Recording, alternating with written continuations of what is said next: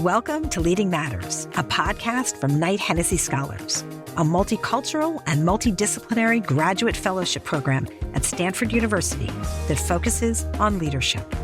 I'm Tina Seelig, your host and executive director of Knight-Hennessy. Throughout these 6 episodes, I'll talk with John Hennessy about his experiences in different leadership roles, including as a faculty member, entrepreneur, president of Stanford University, and founder of Knight-Hennessy Scholars. Hi, John. Hi, Tina. Today, we're going to focus on what it means to be an ethical and trustworthy leader and why that's important. This is a topic I actually spend a lot of time focusing on in my courses that I've taught on entrepreneurship and leadership. It's really important to think about these issues before your values get tested and to develop ways to inoculate yourself so that you don't end up on a slippery slope. So, John, what are the things you do to make sure that you don't give in to temptation to cut ethical corners? I think each of us has our own set of core values and ethics we start with. But I think the other thing for me is I've told people, assume everything you do could appear on the front page of the New York Times. What is your risk personally? What is the risk to the reputation of the institution? And as a leader, what obligation do you have? If you're going to be a successful leader going forward, you have to maintain the strength of your reputation and the trust of your community that comes with that. Well, that's all well and good, but I know that we can get influenced by those around us.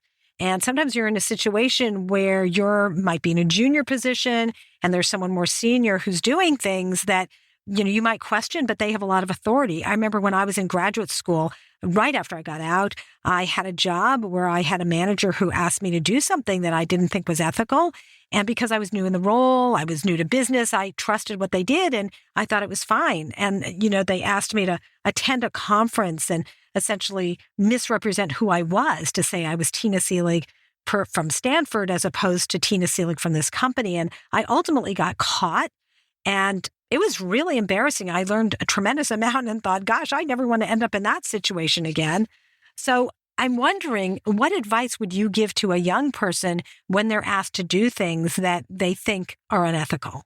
I think they can vary. When it gets into the range of being asked to do something that's unethical, then one has to be prepared to say no, and even in some cases, to possibly resign. You'll recall when we had Tyler Schultz come to speak, one of the 2 whistleblowers at Theranos that eventually quit and helped get visibility of what was actually going on inside the company. I think he related that they started out aspirationally, but he quickly realized that there was deception going on, and then later what you would call outright fraud. I mean, sending results back, medical results, which were not accurate, which is dangerous, obviously. And I think that final step pushed him to the decision to resign. And then when he was contacted by the reporters to share what he had learned about what was happening at the company. So I think in the end, he felt very strongly that he had a personal obligation to be honest and to come forward and to relate what was going on because people's lives were endangered by the behaviors that were occurring. Absolutely. And I've learned after thinking about this and teaching this for so many years that there are a number of things you can do really to inoculate yourself against this. Having fallen into that pit myself, I realized how important it is to think about it ahead of time. One is actually to put yourself in that position in your mind in advance so that if you are confronted with a request to do something that doesn't match your values, that you question it, to have a personal board of advisors, people you can go to who are outside of that situation, who you can ask for some sanity check. Like, does this make sense? Does this seem like it's the right thing to do? Also, it's really helpful if you can to have enough resources so you can walk away. If you've, bought a big expensive house or a car or have taken on a lot of debt, there's a temptation to keep going down that road because it's very difficult to walk away. So try not to get yourself overextended. And finally, to not take the bait for small asks. If you get yourself on that slippery slope and the first thing you do, it often leads to the second or the third. And so being very aware that you don't want to get on that slope in the first place. So, John, how do you know? I mean, you've run very big organizations. How do you know that everyone in your organization is following ethical guidelines? Well, the truth is, in a large organization, you don't know. Your goal as the leader of the organization is to make clear what the values and goals of the organization is and to hold people accountable. I used to tell my staff that what you'll get fired for is trying to bury or hide a problem, an ethical violation, or something that could create a reputational risk for the university or a company. Problems occur. If you bring it to the point of view where we can deal with it and put it out, while it's still just a small flare-up as opposed to a forest fire or wildfire, then we can solve the problem together. But you will be held accountable if you try to bury that and it turns into a crisis for the institution. Are there some examples you can think of? I remember many, many years ago, we had a coach that was verbally abusing students. And that's something that is not supportable in a university. Students are the core of what we do. And in that case, the head of athletics came to me and told me this. And I said, well, what are you going to do about it? He said, I'd like to fire him. And I said, that's the right answer. And we did end up firing him because we thought the situation was not salvageable. We've seen in the last year or two issues of research integrity. People are highly competitive in research, particularly in scientific research. There's a lot of competition going on. People are trying to get results. They're trying to be the first ones to publish in an area, obviously get recognized for it. And I think that's led, quite frankly, to some shortcuts with pressure, particularly on younger faculty whose careers are just building, and sometimes even on postdocs. And in some cases, postdocs have been encouraged to violate ethical principles by a principal investigator. I have a great appreciation of what my colleague Frances Arnold did. Frances is a faculty member at Caltech who won the Nobel Prize. And she discovered there'd been some data manipulation by one of the people working in her lab on a paper. And she didn't wait for somebody else to discover it. She went directly to the journal and said, I want to retract the paper. And the journal said, oh, you can fix it. You can fix it. She says, no, I want to retract the paper. I'm not proud of it anymore. I want to retract it. And she became a hero for admitting that there was a mistake made and her reaction was the right one. Yeah, I think that takes a tremendous amount of courage to be able to do that. It helps to have won the Nobel Prize first. Exactly. They're not going to take it away from her, hopefully. So one of the frameworks that I created for my class when I was teaching about ethical decision-making is a 2x2 matrix: vertical, ethical, horizontal, legal. And you can put any decision into one of these four quadrants. It's very easy to make decisions when something is both legal and ethical. And it's super easy to make a decision when it's not legal or not ethical. But there's this gray area. There are times in which things are not ethical, but they're legal, or not legal, but they're ethical. And I'm wondering if you've encountered any decisions in the leadership roles you've been in where you have to make a decision when it's not clear and you're in one of those gray areas. We get pushed sometimes into doing things that violate either what you might think of as an ethical framework or an ethical framework that's shaped by what our values are. You can almost think about a third column in your example that talks about values, where what is being proposed violates a core value of the institution, even if it doesn't rise to the level of an ethical dilemma. And many of the instances arise are of that form. So, for example, a donor comes with a large gift to the university, but wants to dictate how that gift is used, either who gets hired, for example, or what gets taught in the classroom. The core values of the university are that faculty and faculty alone make decisions about what gets taught and what research gets done. We've been tempted like that, with large gifts, and we've said, no, we can't do that. And I think maybe it's ethically okay, but it clearly violates a value of the institution. I know that clearly having strong core values helps you do the right thing as opposed to the quote unquote smart thing. I'm reminded of a case. I was on a jury for 10 weeks. This was a number of years ago. And the verdict in the end let the person off. But I really felt that even though it was legal, that it was not ethical.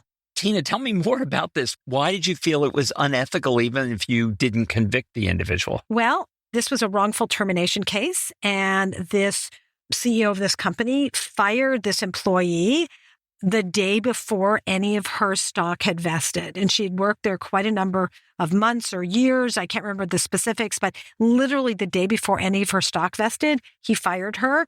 And in addition, she was a salesperson. And every time a deal was about to close, he moved her to a different territory so she didn't get her commissions.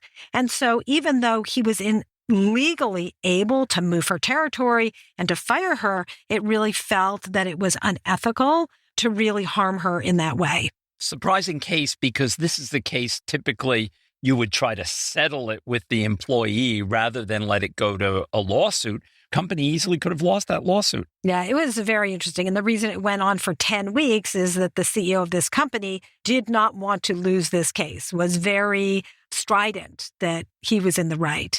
It was very interesting. I have to tell you, for me personally, it drove home the point that values are an important part of the equation when making personal decisions. So, John, what are your core values and how did they develop? My core values are around trust and honesty, fairness, equity. Those are the things I would say are core values in how I treat people and treat people within an organization. And I would say, working with you, I would agree. I think that those come through. I'm wondering, are there situations where you did the right thing, even when you could have done the smart thing, something that would have been legal, but that your values pushed you in the direction of doing something that was ethical? Probably one of the best examples was when we were entering the negotiations around the general use permit. The general use permit is the permit that lets the university operate, as well as build new buildings and things of this sort. I had just started as president. I was meeting with the political leader, the local supervisor, and they really wanted us to dedicate a large amount of land permanently as parkland, basically open space that would be accessible to the public. It would have been legal. It would have been easy. I could have gotten the entire deal done basically in an afternoon by agreeing to this. But it violated a core principle, namely the fact that the Stanfords had given us the land in use for the university and the future of the university and its education and research mission. And so I suspect that my trustees would have vetoed me had I said yes to that agreement in any event, but it was wrong. It was the wrong thing to do. Now, that caused us a lot of pain because it meant that the negotiations went on for another 9 months, roughly, and ended up costing the university a lot of money. But money is fungible. Money is something I can replace. The loss of institutional autonomy and a decision about use of our land is something I couldn't replace and would create a precedent for the university going forward that would be extremely negative. I remember those discussions, and it was in the news week after week after week as the university was negotiating. Now, being consistently ethical, one of the side effects is that it builds trust with those around you. They can see what you're doing. Why is trust so important to maintain in an organization? So I think trust plays two different roles depending on where an organization is historically and what's going on in the greater world. Trust is critical when you go through a crisis, because going through a crisis, you're going to have to ask your team, the members of your community, to do something really difficult. They have to believe that you have searched for a solution that wouldn't involve this difficult task. It might be a layoff. It might be reductions in salary. It might be closing a program, for example. They have to believe that you've really thought hard about it, and they trust that after contemplating all the possibilities, this difficult route is the best thing they can do. So that's in a crisis situation. The other situation is you're trying to change an organization. You're trying to stretch the organization to do something new, to move in a new direction. That's obviously they're trusting some combination of vision, some notion of that you're going to help provide the resources and that you're going to back the people that emerge as the change leaders within the organization to make that change occur. That kind of trust is critical to get the team to stretch and do new things. I remember when we had Michael Tubbs visit us, who's the former mayor of Stockton, who was a Stanford student. And he quoted Stephen Covey as saying, change happens at the speed of trust. I remember that was such a profound thought.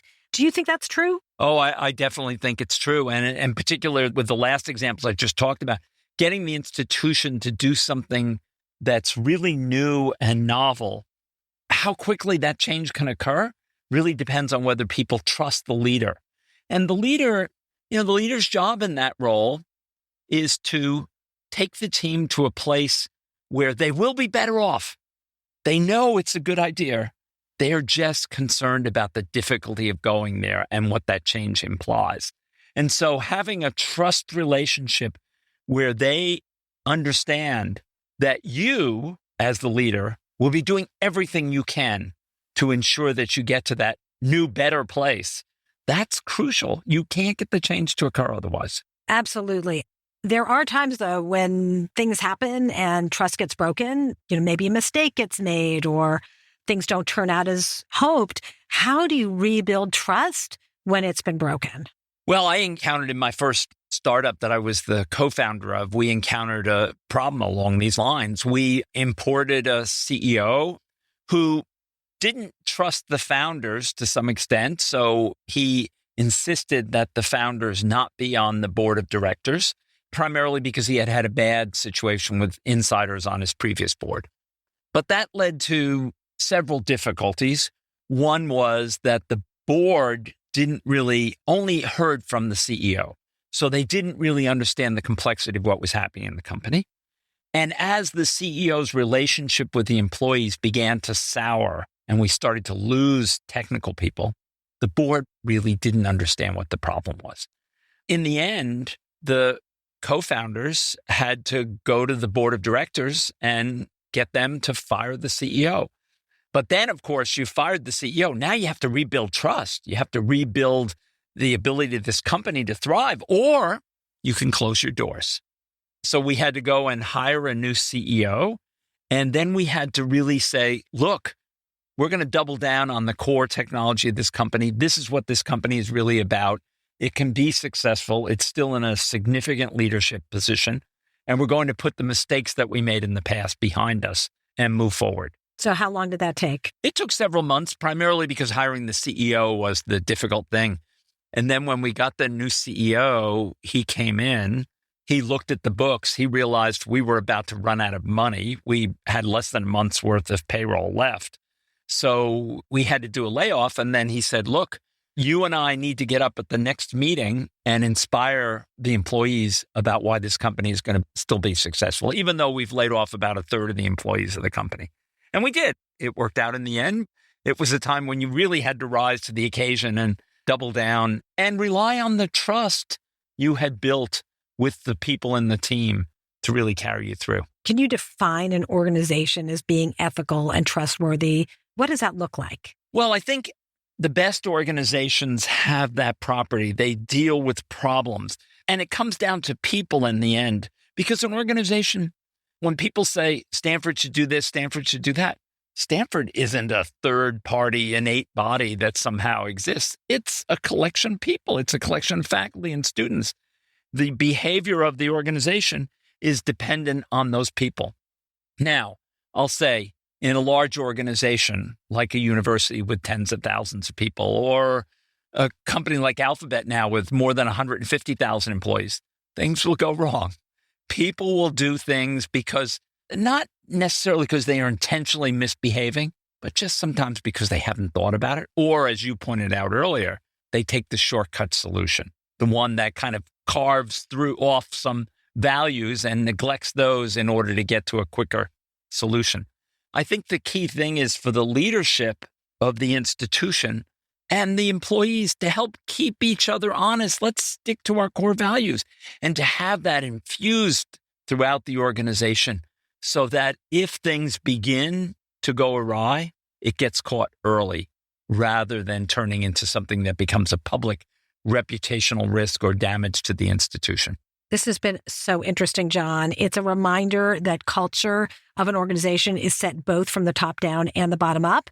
And if you want an ethical and trustworthy organization, it starts at the top, but it needs to get reinforced by everyone.